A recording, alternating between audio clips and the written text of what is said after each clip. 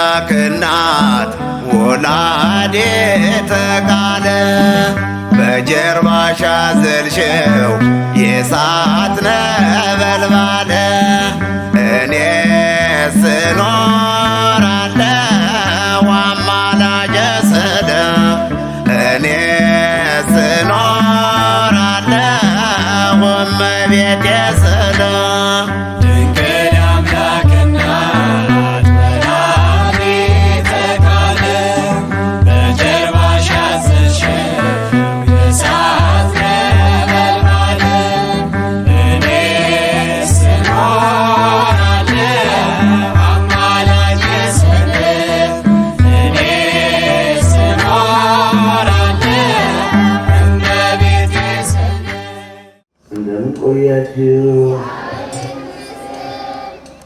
ብዙዎችን ወደ ጌታ ወደ አምላካቸው ይመልሳል።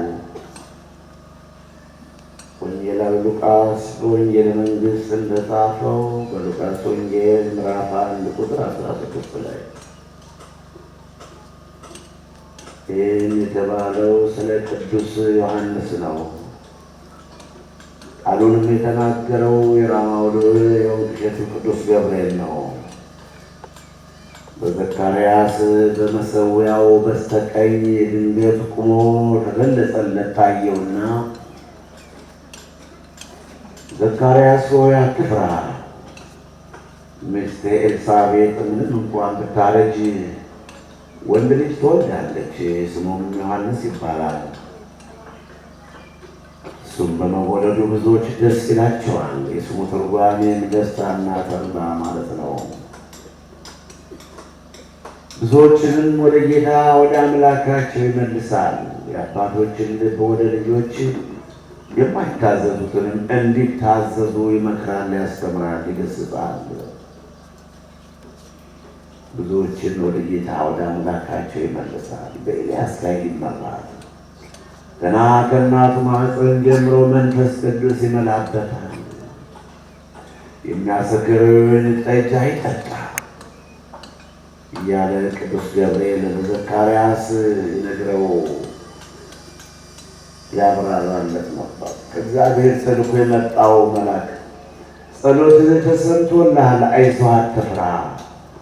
እኛም በዚህ በሰንሰለታማው ተራራ ደማችን እያፈሰስን እጃችን ዘርግተን የምንጮኸው ጩኸታችን ይስማን ጌታ። በውሸቱ ቅዱስ ገብርኤል ጸሎታችሁ ተሰምቷል ይበለን።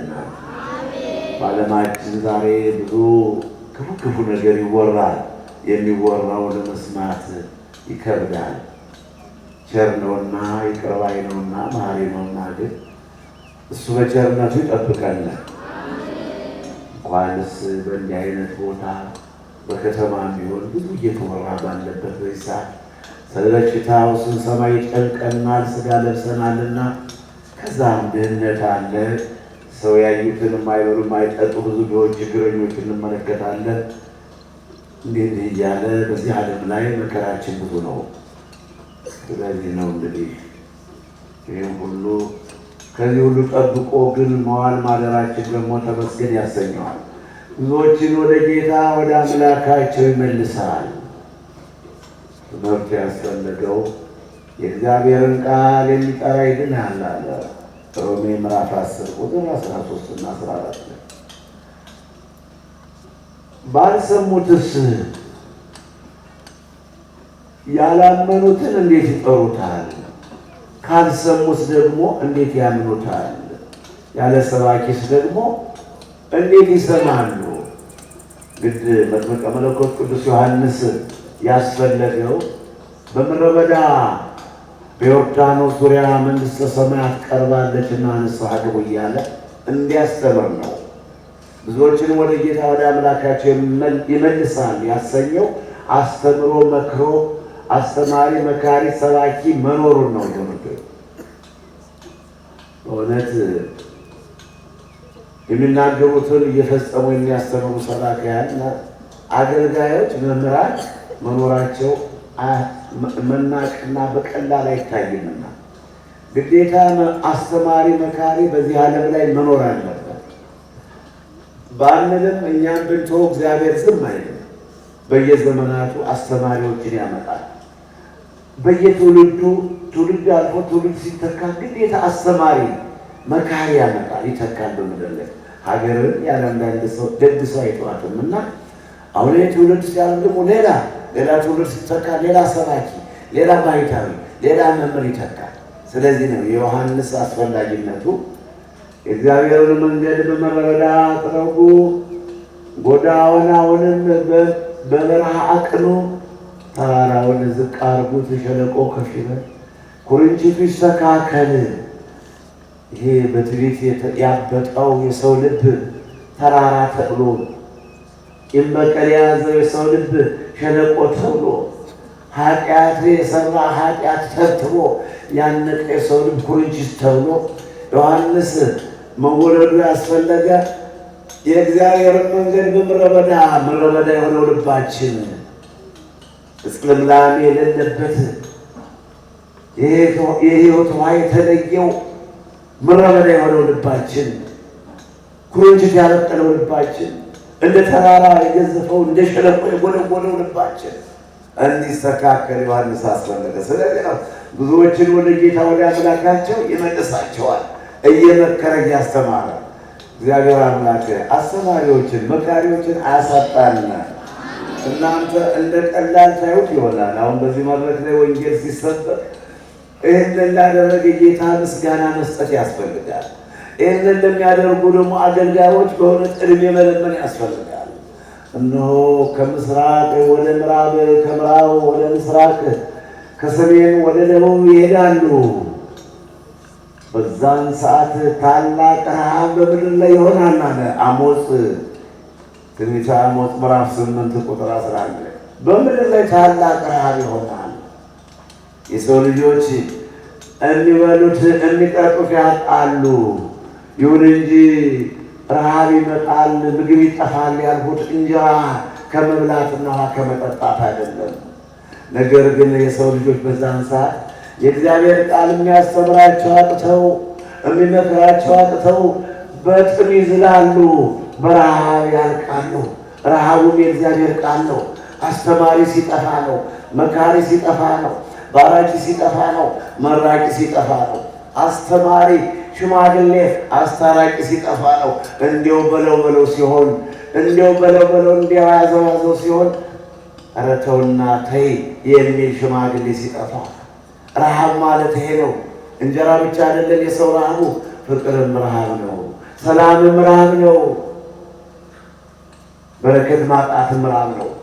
ብዙ ሰብስቦ ባዶ መሆን፣ ተስማምቶ መኖር ሲቻል መናከስ፣ አለመግባባት ታላቅ ረሃብ ነው። በምድር ላይ ታላቅ ረሃብ አመጣለሁ ይመጣል። የሰው ልጆች በረሃብ ምክንያት ከምስራቅ ወደ ምዕራብ ይዘገዘጋሉ፣ ከሰሜን ወደ ደቡብ፣ ከደቡብ ወደ ሰሜን ይሄዳሉ፣ ግን አያገኙም። ረሃብ ያልኩትም የእግዚአብሔር ቃል ነው ብሎ ትንቢተ አሞጽ ምዕራፍ 8 ከቁጥር 7፣ 8፣ 10፣ 11 ላይ ነቢዩ አሞጽ ተናግሮታል። ረሃብ ማለት ከእግዚአብሔር ቃል መለየት ነው። የነፍስ ምግቧ ቃል እግዚአብሔር ስለሆነ የእግዚአብሔር ቃል ስናጣ ይርበናል።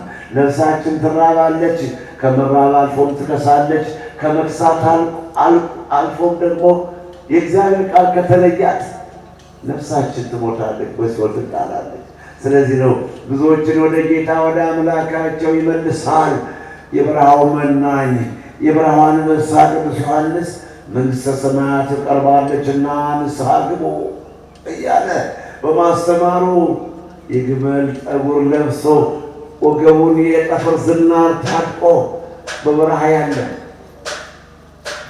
ያለ የበረሃ ጣዝማ የሚባል ቅጠልና የበረሃ ማር እየተመገበ እንጀራና ዳቦ ሳይቀምስ ዘመድ ወገን ሳይጎበኘው እህትና ወንድማይዘው ሳይለው የበረሃው መናኝ ቅዱስ ዮሐንስ ብዙዎችን እነሆ ወደ ጌታ ወደ አምላካቸው ይመለሳል። መለሳቸውም እንጂ በማቴዎስ ወንጌል ምዕራፍ 3 ከቁጥር 8፣ 9፣ 7 እና 8 ላይ፣ በሉቃስ ወንጌል ምዕራፍ 3 ቁጥር 8 ላይ እናንተ የእፉኝት ልጆች ናቸዋል ክፉዎችን፣ አረመኔዎች፣ ክፉዎችን፣ ተንኮለኞችን እናንተ የእፉኝት ልጆች ከሚመጣው ቁጣ ታመልጡ ዘንድ ማን አመለከታችሁ? አብርሃም አባት አለን እንደምትሉ ይመስላችኋልን? እግዚአብሔር በአብርሃም እኮ ከእነዚህ ድንጋዮች ልጆችን ማስነሳት ይችላል። ልጆችን ከድንጋዮች ማስነሳት ይችላል። ለእርሱ የሚሳነው ነገር የለም። እናንተ የአብርሃም ልጅ ነን እያላችሁ ዘር በመቁጠር አጥንት በመቁጠር የመንግሥት ወራሽ የምትሆኑ እንዳይመስላችሁ። ይልቁንስ መልካም ሥራ ስሩ እያለ ሳይፈራ፣ ሳይደነግጥ፣ ሳይሸበር፣ ሳይጠራጠር ያስተምራል። ስለዚህ ነው ብዙዎችን ወደ ጌታ ወደ አምላካቸው ይመልሳቸዋል። አሁን ብዙዎችን ወደ ጌታ ወደ አምላካችሁ ለመመለስ ነው እኔ የማስተምረው። በዘመናችሁ ከፊታችሁ የቆምኩት እኔ ታናሹ፣ ድሃው፣ ደካማው የመንፈስ ቅዱስ ስደተኛ ወንድማችሁ ብዙዎችን ምናልባት ብትመለሱ ብዬ ነው። በማየት ብቻ መጥገብ ሳይሆን፣ በማየት ብቻ መደሰት ሳይሆን ብዙዎች ልባችሁ ወደ ጌታ እንዲመለስ ነው። ብዙዎች ስህተተኞች አለንና፣ ብዙዎች የተሳሳትን ሰዎች ከእግዚአብሔር ቤት የራቅና እግዚአብሔር ፈጣሪያችን ተለይተን ብቻችን በፍላጎታችሁ የሚሄዱ ስላላችሁ ብዙዎችን ወደ ጌታ ወደ አምላካችሁ ይመልሳችኋል። ትመለሱ ዘንድ እኔም በዘመናችሁ ከፊታችሁ ቆሜአለሁ። እነሆ ወደ እሱ ተመለሱ፣ ወደ እሱ ቅረቡ፣ ይቅርታ ጠይቁ። የምትሰሩት ሥራ መልካም አይደለም። ገዳም መቀመጥ ብቻ ሰውን አያድነውም። በገዳም መልካም መስራት ነው የመንግሥቱ ወራሽ የሚያደርግ።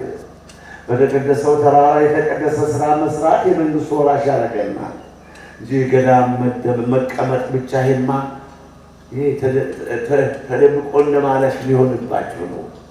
ስለዚህ በዚህ ገዳም ውስጥ ፍጹም መልካም ሥራ ስሩ፣ አስተዋይ ሆኑ። ምንም እንኳን የጸበል ቦታ ቢሆን አይምሯቸው ያልሸቀ ልባቸው የታወከ መሆን የለበትም። በእግዚአብሔር ስም ድፍረት፣ መንፈሳዊ ድፍረት፣ መንፈሳዊ ብርታት ሊኖራቸው ይገባል። መጨናነቅ፣ መበርገድ፣ መደንገጥ የለባቸውምና በእምነታችሁ መጽናት። ለመዳንም እኮ የእምነት ጽናት ያስፈልጋል። እምራችሁ የምትርበተበቱ ከሆነ አቋም የሌለው ሰው በስጋውም አይድንም በነፍሱም አይጸድቅም። ስለዚህ ድምፃቸው እስከ ምድር ዳር ቃላቸው እስከ ዓለም ዳርቻ ደረሰ።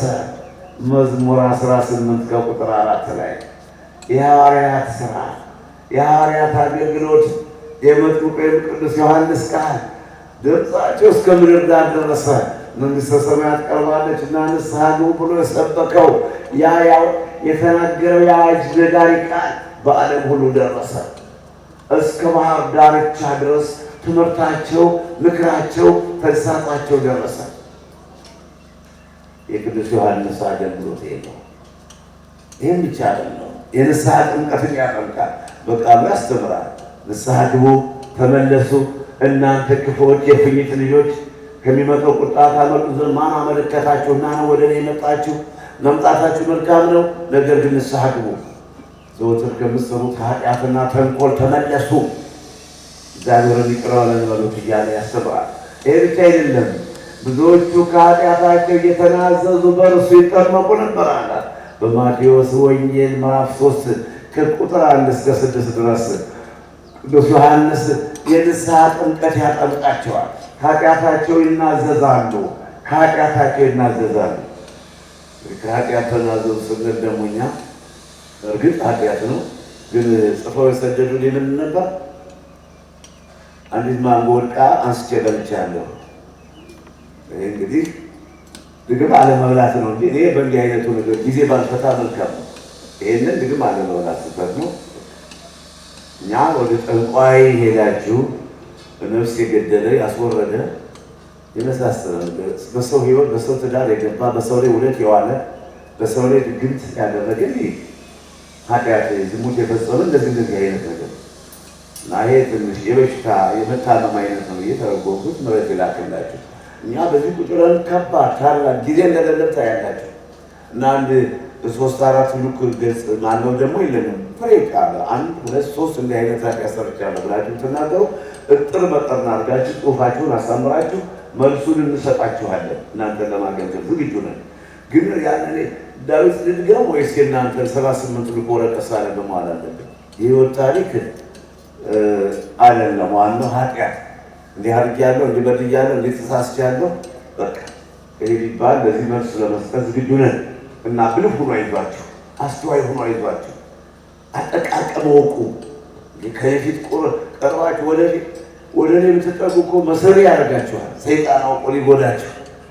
ወደ እኔ ሰው ሲጠጋ መሰሪ እንደ የሌለባችሁ ቅልጥፍና የሌለባችሁ ችሎታ፣ የንግግር ችሎታ፣ ቅልጥፍና፣ ንቃት፣ ተንኮል ሰይጣን ሊገለጥለው ሲፈልግ ከኔ ጋር ሲጠጋ ሰው ሳላገባው ሲጠጋ በአገባቡ የተጠጋውን ይባርከውና አስተዋይ ልቦና ይሰጣቸዋል። ካላገባቡ የተጠጋውን ደግሞ መሰሪ ብልህ ያደርገዋል። ታዲያ አሁን እናንተ ገለል ስላላችሁ ነው ዝም ብሎ ማስተዋል የነሳችሁ እንጂ ወደኛ መጠጋት ወይ ለነፍስ ጥሩ ልቦና ይሰጣል፣ አስተዋይ ልቦና ይሰጣል። እንድንጸልይ እንድንሰግድ መልካም እንድንሰራ በእምነታችን እንድንጸና ያደርገናል። ካለዛ ደግሞ ሰይጣን የራሱን ድርሻ ለመውሰድ መሳቢ፣ ተንኮለኛ፣ ገንዘብ ወዳጅ፣ ዘረኛ ያደርጋችኋል። ከሁለት አንዳታጡ ወደ እኔ ጠጋ ሲል ሰውታ እዚህ በርቀት መኖራችሁ መልካም ነው፣ ግን እናስተውል፣ አይዟችሁ። ብዙዎችን ወደ አምላካቸው ያቀርባቸዋል፣ ወደ አምላካቸው ይመልሳቸዋል። የዮሐንስ ስብከትን ይህን የሚያደርገው በሉቃስ ወንጌል ምዕራፍ 3 ቁጥር 10 ላይ ምን እናደርግ ብለው ብዙዎቹ ቀርቡ ነበር። እነሱም ይጠይቁታል፣ እሱም ይመልሰላቸዋል። ምን እናደርግ ዮሐንስ ሆይ፣ ምን ብናደርግ የመንግሥቱ ወራሽ እንሆናለን? ምን ብናደርግ ነው መንግሥተ ሰማያት የምንገባው? እያሉ ይጠይቁታል። በበረሃው የኖረውን 30 ዓመት በረሃ ያደገውን ቅዱስ ዮሐንስን እሱም 2 ልብስ ያለው ለሌለው ይስጥ፣ ምግብም እንዲሁ ምግብ ከምትመገቡት ሁሉ ከፍላችሁ ስጡ። ምናልባት ዓመት በዓል ሲሆን ዶሮ የሌላቸው ጠላ የሌላቸው የሚያምራቸው ትላንት ባለጸጋ ዛሬ ድሃ ሆነው የሚቀምሱት የሚልሱት ያጡ እንዳይለምኑ ያፈሩ እንዳይበሉ የተራቧሉና፣ ስለዚህ 2 ልብስ ያለው ለሌለው ይስጥ፣ ልብሳችሁም ብላ ይብላው፣ ምግባችሁም አይበላሽ አይሻግት፣ ለሚመገብ ለሌለው ስጡ እያለ ቅዱስ ዮሐንስ ያስተምራቸዋል። ስለዚህ ነው ብዙዎችን ወደ ጌታ ወደ አምላካቸው ይመልሳቸዋል ብሎ ቅዱስ ገብርኤል ገና ሳይወለድ ስለ ዮሐንስ የተናገረ። የዮሐንስ መወለድ ብዙዎችን ልባቸውን ወደ እግዚአብሔር ለመመለስ ነው፣ ሰውና እግዚአብሔርን ለማስታረቅ ነው። ጥሩ ሽማግሌ ዛሬ በዘመናችን ሽማግሌ ጠፍቶ፣ ጥሩ ሽማግሌ፣ መልካም ሽማግሌ፣ ትክክለኛ የማያዳላ ሽማግሌ፣ ክፉን ክፉ ብሎ የሚገስጽ ሄሮድስን ገሰጸው። ሄሮድስ አላበጅህም፣ ሄሮድስ መልካም አልሰራህም፣ ሄሮድስ የወንድምህን የፊልጶስን ሚስት እንዴት ታገባለህ? ወንድሙ ፊልጶስ ቢሞት ሄሮድስ ሌላ ሴት ሌላ የእስራኤልን ቆንጃይትን ለማግባት የፊልጶስን ሚስት ሄሮድያዳን አገባት፣ የወንድሙን ሚስት አገባ። ዮሐንስ መጥምቀ መለኮት ይሄንን እርኩሰት፣ ይሄንን ኃጢአት፣ ይሄንን ግፍ፣ ይሄን ተንኮል ዝም ብሎ ማየት አልፈለገም። ሄሮድስ አለው ወደ ንጉሡ ቤት ገባና፣ ሄሮድስ አንተ ምድራዊ ባለስልጣን ብትሆንም አልፈራህምና፣ ስለዚህ የወንድምህን ሚስት አግብተሃል፣ አላበጅህም፣ ፍታት። ትክክል አይደለም፣ ሕግ እግዚአብሔር አይደለም። ሰዋር ሰውን ያገባ ሌላ ከእስራኤል ቆንጃይቶች መርጠህ አግባ ነው። ሌላ እንድታገባ ተፈቅዶልሃል። ችግር የወንድምህ ሚስት ናት አለው። በዚህ ምክንያት ነው ዮሐንስ የሞተው። በዚህ ምክንያት ነው አንገቱን የተቆረጠው። እውነትን በመመስከሩ ነው፣ ስለገሰጸው ስለተናገረው ነው። መጽሐፍ ምሳሌ ምዕራፍ 3 ቁጥር 10 እና 11 ላይ፣ ዕብራዊ ምዕራፍ 12 ከቁጥር 5 እስከ 12 ድረስ ልጅ ሆይ የእግዚአብሔርን ተግሣጽ አትናቅ፣ በገሰጸህም ጊዜ አትመራ፣ እግዚአብሔር የሚወደውን ይገስጻልና። አባት የሚወደውን ልጁን እንደሚገስጽ ሁሉ እግዚአብሔርም የሚወደውን ይገስጻል። ታዲያ እግዚአብሔር ሲገስጽህ ሲያዝህ ራሴን ፈለጠኝ፣ ሆዴን ቆረጠኝ፣ እግሬን ቆረጠመኝ ብለህ አትጨነቅ። እግዚአብሔር የሚወደውን ነው የሚገስጽህ። እንደ ኢዮብ እግዚአብሔር የሚወደውን ይገስጻል። እንደ ጳውሎስ እግዚአብሔር የሚወደውን ይገስጻል። በገሰጸ ጊዜ ተደሰት፣ ደስ ይበልህ፣ ተጽናና፣ እግዚአብሔርን ተስፋ አድርገ ይላልና ዮሐንስ ምዕራፍ 3 ቁጥር 19 ላይ መጽሐፈ ኢዮብ ምዕራፍ 5 ቁጥር 17 ላይ ደግመው እግዚአብሔር የሚወደውን ይገስጻል፣ እግዚአብሔር የሚያቀርበውን ይገስጻል፣ ይፈትናልና በፈተነ ጊዜ፣ ባመመ ጊዜ፣ በራበ ጊዜ፣ ጠላት በተነሳብህ ጊዜ ደስ ይበልህ። እግዚአብሔር የሚወደውን ሊገስጽ እንጂ የእኛን መሞት፣ የእኛን መሰቃየት፣ የእኛን መቸገር ፈልጎት አይደለም እያለ ነውና የሚያስተምረን።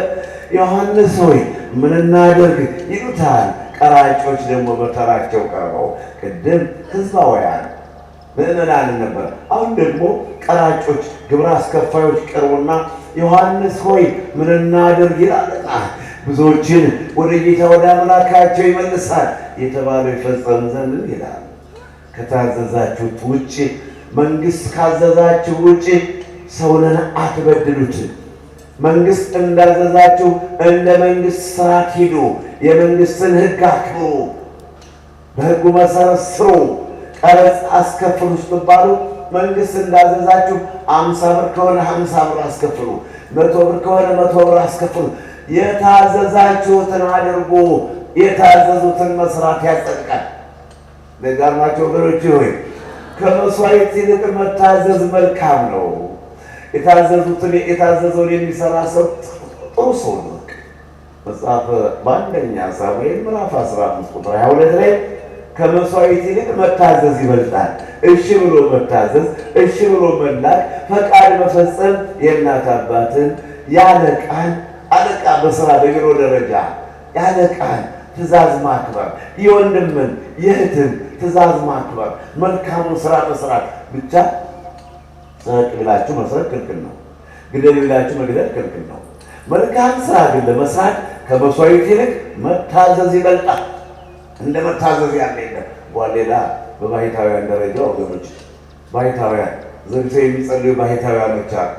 ሰው ማያያቸው፣ ሰው ስንቃቸውን እያቀበላቸው፣ ሰው ቀለባቸውን ዳቦ ቆሎ የሚሆን ጥሬ የሚሆን እንጀራ በቃ እንደሚበሉት አይነት እያቀበላቸው ሰው ሳያያቸው ወይም ሰው ሳያዩ የሚኖሩ ባሕታውያኖች አሉ።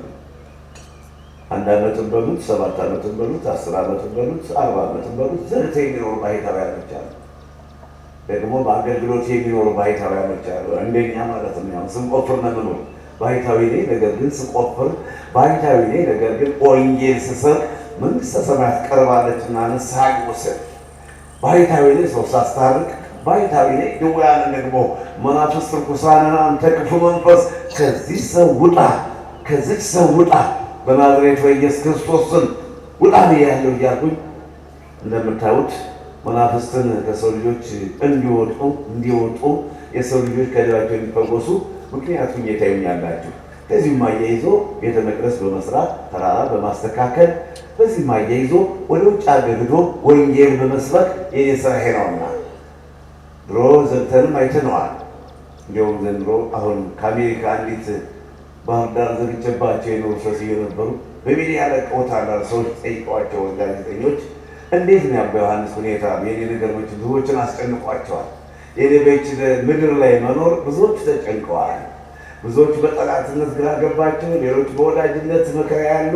ያም ሆነ ይሃለሁ እኔም እነሱ ይኖራሉ እኔም እኖራለሁ እና ጠይቋቸው። አቤት አባ ዮሐንስ እኖ 40 ቀን በዘወረደ ገብቶ የሆሳዕናን የወጡት ከአባታቸው ከአባ ገብረ ማርያም ጋር ሳይቀምሱ ሳይበሉ ሳይጠጡ ሲወጡ እንደገና የበለጠ ቅባት እንደተዳፋባቸው እኔ ወይ ሞተው ባላስጠየቁኝ እኒህ ሰዎች አይመገቡ አይበሉም። ትንሽ ቦቀሽ ባቄላ ወይም ጥሬ ሽምብራ እንዴት እኒህ ሰዎች 40 ቀን ሳምንት አልፎ ሳምንት በበዛ ቁጥር ባልሞቱብኝ እኒህ ሰዎች አልቀው ባልተጠየቁ ስል ሲወጡ ግን ልክን ጮማ ሲቆምጥ እንደቆየ አምሮባቸው ወጡ በማለት ነው ምስክርነቱን አሜሪካ የለቀቁት።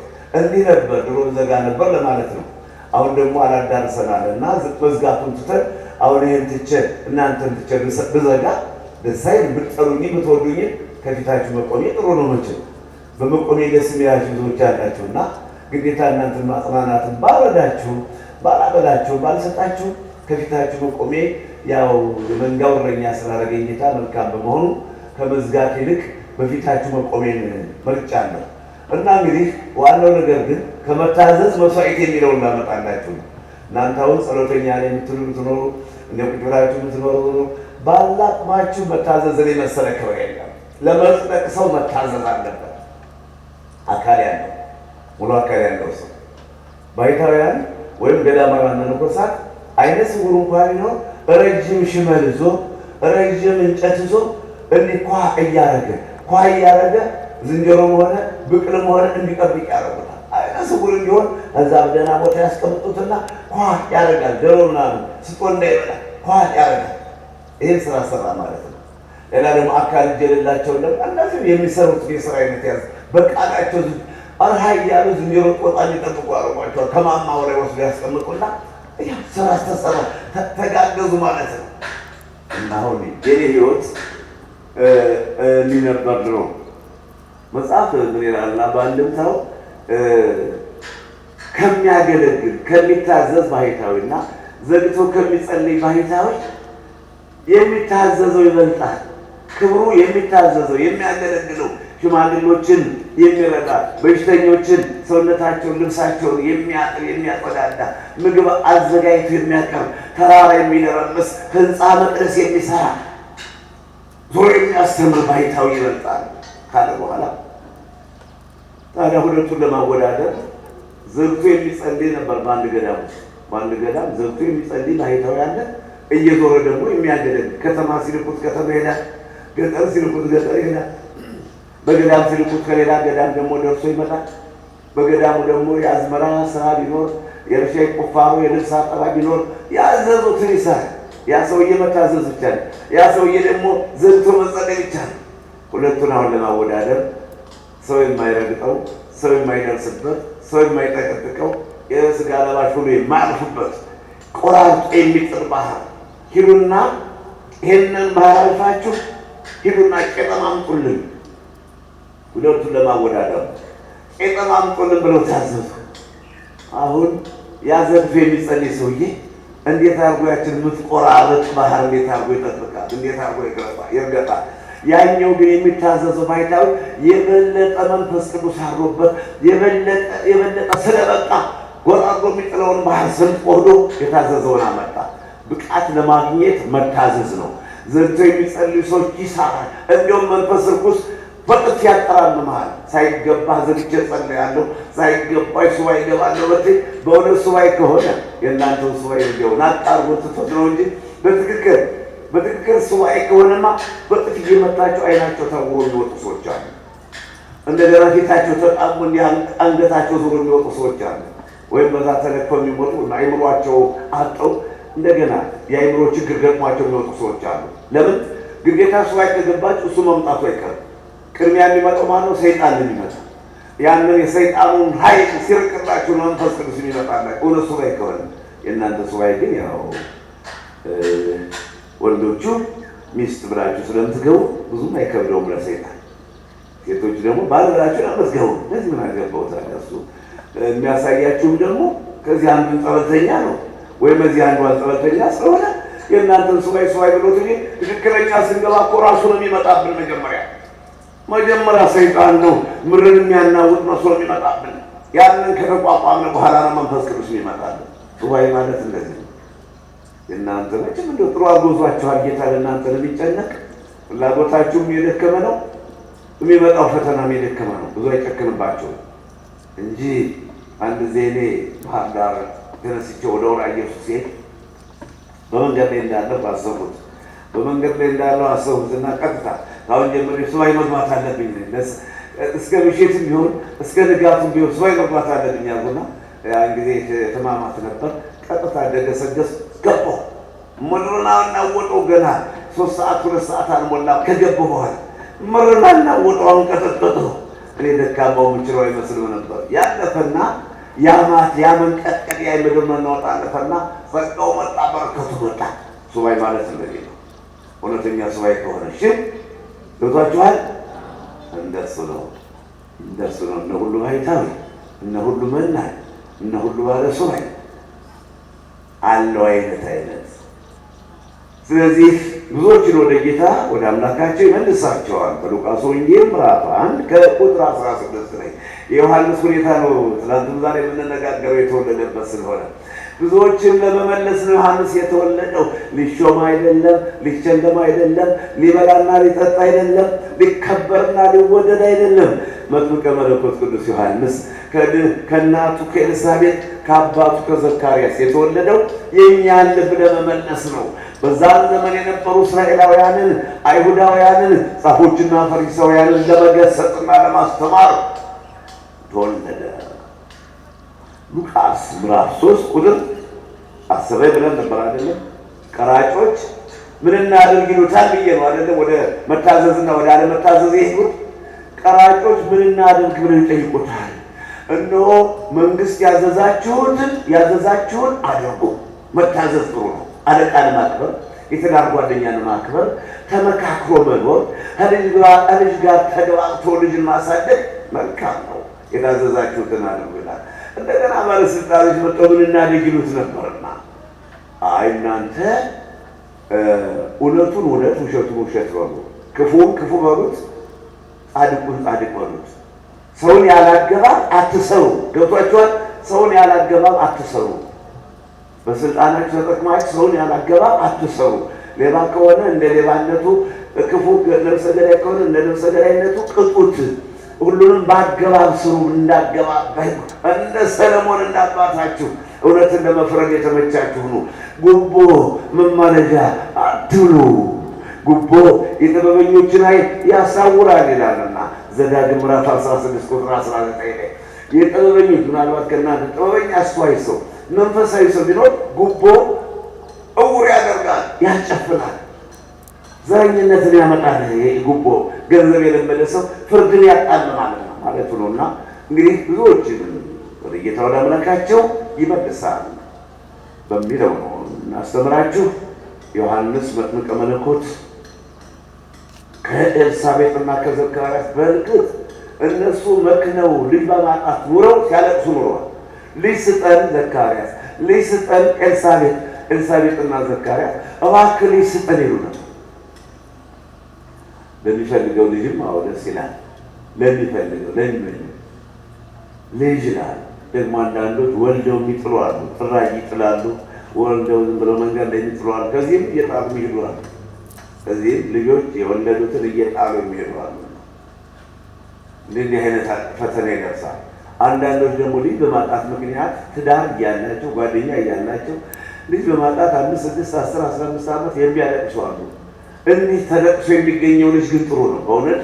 ወደ ጠንቋይ ሳትሄዱ፣ ወደ ሕክምናም ሳትሄዱ እኔ ባሌ ይሆን ችግሩ ሚስቴ ትሆን ችግሩ እያላችሁ ግራ ሳትጋቡ አንተ ታውቃለህ ብላችሁ ጌታ የተቀደሰ ልጅ ስጠኝ፣ የተቀደሰ ልጅ ስጠኝ፣ ወይም ደግሞ የደከማችሁትን ተስፋ የቆረጣችሁበትን የከሰረውን ወራት የሚያስተካክል መንታ ስጠን ብትሉት ምን ችግር አለ? በሀገራችን 2 ይወለዳል፣ 3 የሚወልዱ ይሆን ብቻ 2 ይወለዳል። መንታ ወንድና ሴት በአንድ ዓመት በአንድ ጊዜ የ4 ዓመት ውስጥ የስራ ውጤት አንዱን 2 ዓመት ሴቷን ደግሞ 2 ዓመት ወልዳችሁ ማሳደግ ስትችሉ ወንድና ሴት ሰጥቶ ያስደስታል ጌታ።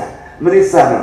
ዮሐንስ በመወለዱ አለ በሉቃስ ወንጌል ምዕራፍ 1 ከቁጥር 56፣ 57፣ 58 እስከ 66 ድረስ እንዲራልና ዮሐንስ ኤልሳቤጥ የመውለጃዋ ጊዜ ደረሰ። ይኸውላችሁ ካረጀች በኋላ ጸንሳ የመውለጃዋ ጊዜ ደረሰ። በዛን ሰዓት መውለጃዋ ሲደርስ ጎረቤቶቿ ተሰበሰቡ። በእርጅና ስለወለደች በመውለዷ ደስ አላቸው። እንዲያተሸማቃ ስትኖር ደግሞ በዛን ሰዓት ልጅ የማትወልድ ሰው ትሰደብ ነበር። መስዋዕት ለማቅረብም ይከለክሏቸው ነበር። ብዙ ተባዙ ያለውንን ቃል ኪዳን እግዚአብሔር ነስቶሻል፣ ስለጠላሽ ነው ማኅፀንሽን የዘጋው፣ ስለጠላሽ ነው፣ ስለጠላህ ነው ብለው ባልና ሚስቱ ወደ መስዋዕት እንዳይቀርቡ ወደ ምኩራብ እንዳይገቡ ይከለክሏቸው ነበር። ግፍ ይፈጽሙባቸው ነበር የዛን ሰዓት ካህናት። በአሁኑ አይባልም። አሁን እንዲሁም እንዳትወልዱ መቆጣጠሪያ እየተቀበላችሁ ነው። ይሄን አርጉ ይሄን ተው ለማለት አይደለም የተደረገውን ማውራ እንጂ ይሄን አርጉ ይሄን ተው አለለማች የሚመቸውን ነገር ህግ እንዲጠብቁ ነው መከራቸው።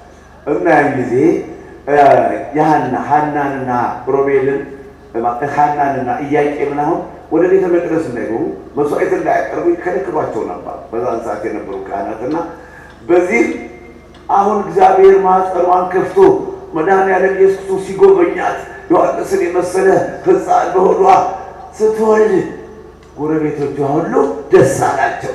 ገና ከመወለዱ ደስ አሰኛቸው። ኋላ ስሙ ማን ይባል ተባባሉ። በስምንተኛው ቀን ሊገርዙ ቀረቡና ስሙን ማን እንበለው? ጎረቤቶች እንደው ቀልጠፍ አሉና በአባቱ ስም ዘካርያስ ይባል። በአባቱ ስም ዘካርያስ እንዴ አለች ኤልሳቤጥ። ዘካርያስ መባል የለበትም ዮሐንስ መባል አለበት አለ። በዚህ ተነጋገሩ። አሁንም የእሷ ነገር ወሳኝ ሆኖ አልቀረም አለች እንጂ ማለት በዚህ ሊጠራ አልሆነም። ከዚህ ሁሉ አባቱን እንጠይቃሉ። አባቱ ደግሞ እኔ አርጅቻለሁ ሚስቴም የመውለጃዋ ጊዜ አልፏልና እንዴት አሁን ትወልዳለህ ትለኛለህ ብሎ ከመላኩ ጋር ስለተከራከረ 9 ወር ዮሐንስ እስኪወለድ ድረስ ድዳ ሆኖ መናገር አቅቶት ነበር። ዝም ብለው ጠቀሱትና ሕፃን ማን ተብሎ ይጠራ ብለው ጠቀሱት። ያን ጊዜ ዘካርያስ ብራና አምጡልኝ አለ። መናገር አንደበቱ ስለታሰረበት ብራና አምጡልኝና ጽፌ ልስጣቸው አለ። ብራና ሲሰጡት ስሙን ቅዱስ ገብርኤል ገና ሳይጸነስ ገና ከእናቱ ሆድ ሳይታሰብ እንዳወጣለት ሁሉ ስሙ ዮሐንስ ይባል ብሎ ጻፈላቸው። በዛ ጊዜ ዮሐንስ ገና ሲወለድ የዘካርያስ አንደበቱ ተከፈተለት። አንደበታችሁን ይክፈትልን ማለት ነው። አንደበታችን ይክፈትልን። መልካም ነገር እንድንናገር ያርገና። በጎ ነገር እንድንናገር ያርገና። አመጹን፣ ስድቡን፣ ዛቻውን፣ ቂም በቀሉን ያርቅልን ማለት ነው። ዮሐንስ ገና ሲወለድ የአባቱን አንደበት ከፈተው። ዮሐንስ ገና ከእናቱ ማኅፀን ሳለ በኤልሳቤጥ ላይ መንፈስ ቅዱስ አደረባት። የታደለ የተባረከ ልጅ። እናንተ ኪስ አውላቂም ቢሆን ልውለድ በረት ከፋችም ቢሆን ልውለድ ትላላችሁ። አስጨነቃችሁን። ኪስ አውላቂ እየወለዳችሁ፣ ዱርዬ ጨቃሚ እየወለዳችሁ፣ ዘራፊ አታላይ ጦርባሪ እየወለዳችሁ አስቸገራችሁ። ለልመና እንኳን በጎ ነገር ብትለምኑ የተባረከ ልጅ ስጠን። አሁን ልመና በገንዘብ አይደለም፣ አያስከፍልም እኮ ልመና አይደለም። ልመና ያስከፍላል እና በነፃ የተባረከ ልጅ ስጠኝ ወይም የተባረኩ ልጆች ስጠኝ። እንዲህ ስትለምን እኮ አገርም ትባረካለህ። አሁን እኔ ተወልጄ እናንተ ተወልዳችኋል፣ አገሩን የባረከ ነው። ታዲያ ወላጆቻችን እኛን ወልደው ይኸው ተባረከ፣ ይኸው ተራራው ቀና። ይኸው ዛሬም ብዙዎቹ ልባቸውን ወደ አምላካቸው ብዙዎቹን ወደ ጌታ እያቀረበ ነው። በእኛ መወለድ በእኔና በእናንተ መወለድ እኩይ ገዳምና ፍርስ የወንቅ እሸት ከሳሾች አሁን ባይወለዱ አይሻልም ነበር? ምንድነው ጥቅማቸው? መወለዳቸው ማፍረስ፣ ማስጨነቅ፣ ማሸበር። ያን ብዙ ገንዘብ ሀገር የሚለማበትን ገንዘብ እየበተኑ ለማፍረስ ወዳና ወዲህ ይራወጣ። ያለ ተስፋ መቁረጥ 19 ዓመት ሙሉ መከራቸውን አይተሞት ይሄን የደከሙበትን ያወጡትን ገንዘብ የደከሙበትን ጉልበት ያሳለፉትን ዘመን በእውነት በስራ ላይ ቢያውሉት ወንቅ እሸትን 78 ጊዜ የሚያህል ገዳም ይሰሩ ነበር። እናፍርስ ብለው በደከሙበት፣ ወንቅ እሸትን እናፍርስ ብለው በደከሙበት በጊዜው በገንዘቡ በከሰረው ኪሳራው በገንዘብ ስንት ገዳም ያቀኑ ነበር። ግን ሲጻፉ ከእናታቸው ማኅፀን ያቺ ኃጢአተኛ እናታቸው ያ የተረገመው እንደ ይሁዳ አባት የተረገመው አባታቸው ሲወልዳቸው ለማፍረስ ነው፣ ሲወልዳቸው ለመዝረፍ ነው፣ ሲወልዳቸው ለማጭበርበር ለማታለል ነው። እነዚህ ተጽፎባቸዋል። ይሄን መመለስ አይቻልም ማለት ነው። ያው ዮሐንስ ስብከት ብዙዎችን ወደ ጌታ ወደ አምላካቸው ይመልሳል፣ ብዙዎችን ወደ ጌታ ወደ አምላካቸው ያቀርባል በሚለው በሉቃስ ወንጌል ምዕራፍ 1 ቁጥር 16 ላይ ለጥበበኛ ትንሽ ይበቃዋል። ዋና ዮሐንስ ዓላማ ዮሐንስ ጌታ መድኃኔዓለም ኢየሱስ ክርስቶስ ዮሐንስ እንዲወለድ ያደረገልን ምንድን ነው? ወታገሬ ነው ሰፍኖ ተሰላ በሞትና በጨለማ ወይም በጨለማና በሞት ጥላ ተጠቅጥቃ ተጋርዳ ትኖር የነበረችውን ዓለም እነሆ እግሮቻችን ወደ ቀናው ጎዳና መራለን። በዮሐንስ ስብከት አንተ ሕፃን የልዑል እግዚአብሔር ልጅ ትባላለህ፣ መንገዱን ለመጥረግ በፊቱ ትሄዳለህ። ጌታ ሳይወለድ 6 ወር ጌታ ወደ ስብከት ወደ ትምህርት ሳይመጣ 6 ወር በመቅደም የጌታን መንገድ እየጠረገ እኒያን አመፀኞች ጻፎችና ፈሪሳውያን ንስሐ ግቡ እያሉ እንዲሁም የተወቀሱት ምን መሰላችሁ? በማቴዎስ ወንጌል ምዕራፍ 21 ከቁጥር 32 ላይ ጌታችን መድኃኒታችን ኢየሱስ ክርስቶስ ወቀሳቸው። ምን አላቸው መሰላችሁ? እናንተ ሊቃነ ካህናት፣ እናንተ ጻፎችና ፈሪሳውያን፣ እናንተ የአይሁድ ሊቃውንት አመፀኞች እነሆ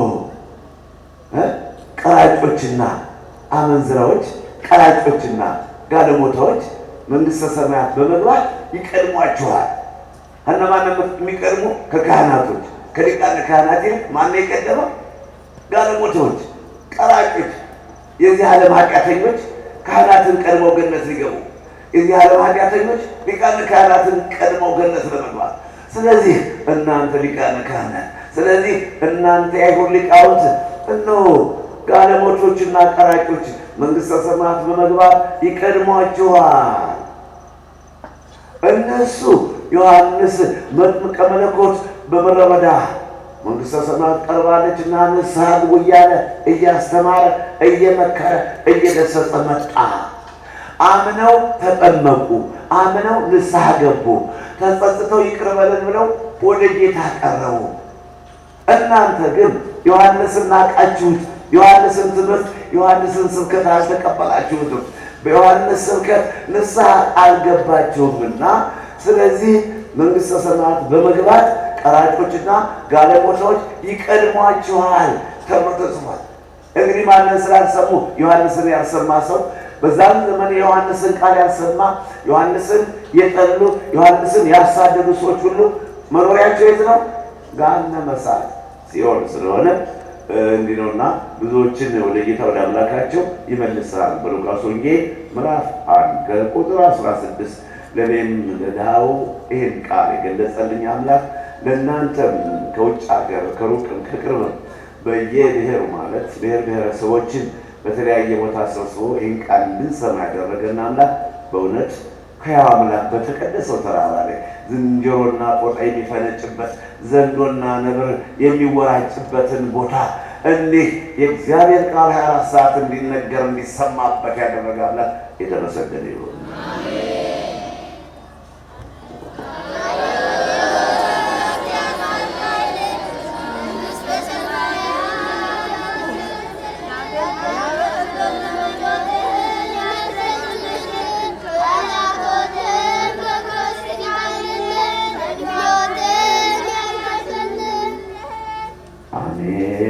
ቃለ ሕይወት ያሰማን።